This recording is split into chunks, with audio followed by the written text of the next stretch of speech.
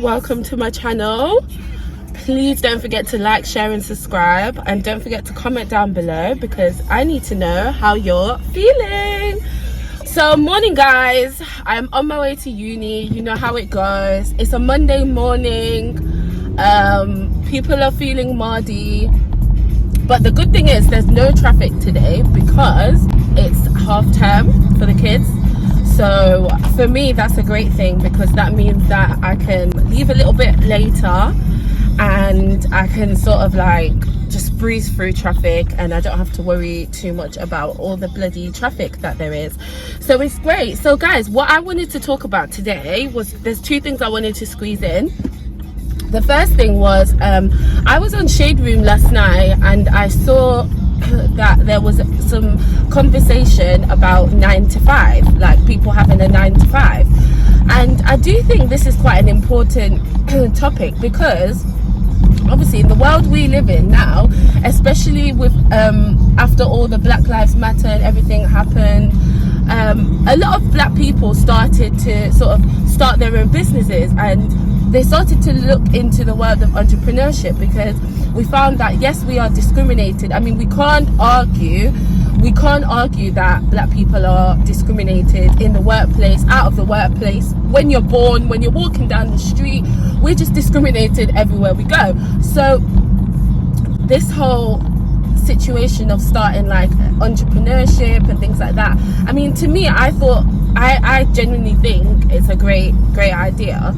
However, the thing about it is, how, like, is it gonna work? So some people were coming out with businesses, and I'm not being funny, but some people were coming out with like cooking businesses, but you can't cook.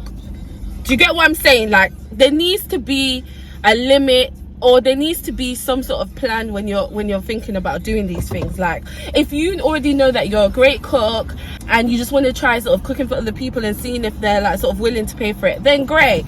But if you can't cook that good, then you can't really be expecting for your business to bang. Do you get what I'm saying?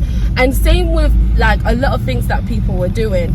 I even started a business and I don't want to say my business flopped, yeah. I don't say my business flopped, but I just didn't have time to actually do it because I was still doing my 9 to 5. So for all of you that obviously if you're on this channel, but most people will know that I'm a registered children nurse, and so I couldn't really give that up because it's kind of hard to sort of give up your current job to sort of start this new job. And secondly, if I stop working as a nurse, then I will lose my PIN. So it can be quite complicated for different people. So, a lot of people started to sort of feel that pressure to go entrepreneur and to sort of have their own business and quit their job. And, we were seeing all these like dream stories on the internet. Oh, woman quits her job as a cleaner and becomes a self-employed millionaire and all this stuff. And, we were seeing all this stuff, and it's just like, guys, that honestly, not saying that you can't do it, and I do believe that everyone should strive for literally everything that they want, and there should never be a limit to what you're sort of striving to. But I think just make sure that you're in like a comfortable situation when you're doing it. Like, don't make your kids starve because you're trying to start this business. Do you get what I'm saying, guys?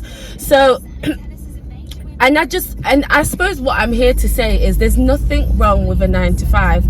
Also, with 9 to 5s, it really depends what you're doing, because some people do really well on a 9 to 5. Like, for example, if you're a consultant, and this doesn't just mean like a medical consultant, if you are a consultant in like a business firm, or you're some sort of health consultant or something like that, then again, that's going to give you more opportunities. That's going to give you more of a promotion. You're going to get a better paycheck. You might be getting a better paycheck having a 9 to 5 and having a good 9 to 5, say if you were head of year or a head teacher or something like that, than you would if you had a business.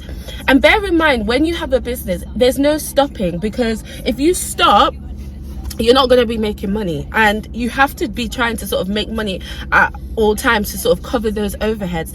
So honestly guys, it's not like an easy path, and I do think that you know, people should be more honest about when their businesses go wrong and when they have to go back to their 9 to 5. And so honestly guys, it's really about sort of balancing the risk, and sort of if you can start your business sort of on the side, which is what I did and which is what I'm planning on redoing after I finish studying.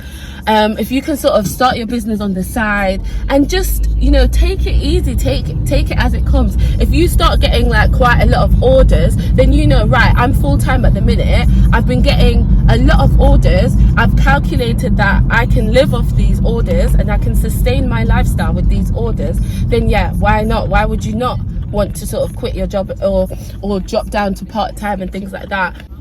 The other thing that I wanted to talk about, which is also concerning money, was how, was it Moneybag Yo? And I forgot the girl's name, like her name has just slipped from my mind, but her name on Instagram is The Real Kyle's sister, and she bought him quite a big piece of land. I think it was for their anniversary, and so there's been a lot of talk about it because they're not married, and so they're just sort of in a relationship. And so people are saying, well, you know, if you're not married, why are you gonna give your partner something like that? And she got it in his name and things like that. And so, you know, people are sort of having that discussion of you know, when do we go big for our partner? When do we get our partner these big sort of flamboyant, extravagant gifts? Like, is it when we're married? Is it when we're sort of 2 years deep? Should women even do that for their partner? And so there's been sort of quite a lot of sort of back and forth over it, and I think everything should be sort of looked at as people's means. So if people have the means to do it, if I'm a millionaire and I've got a partner, I'm gonna buy him some nice jewelry or whatever, right? It's like, being a millionaire, if I'm spending sort of £50,000 on someone, it's not that much. Do you get what I'm saying? Like, it's not that much of a commitment. It's not something that we all need to be sort of screaming and shouting about. I don't think I'm going to be able to park here, guys. For anyone that knows me, knows that I cannot park to save my life.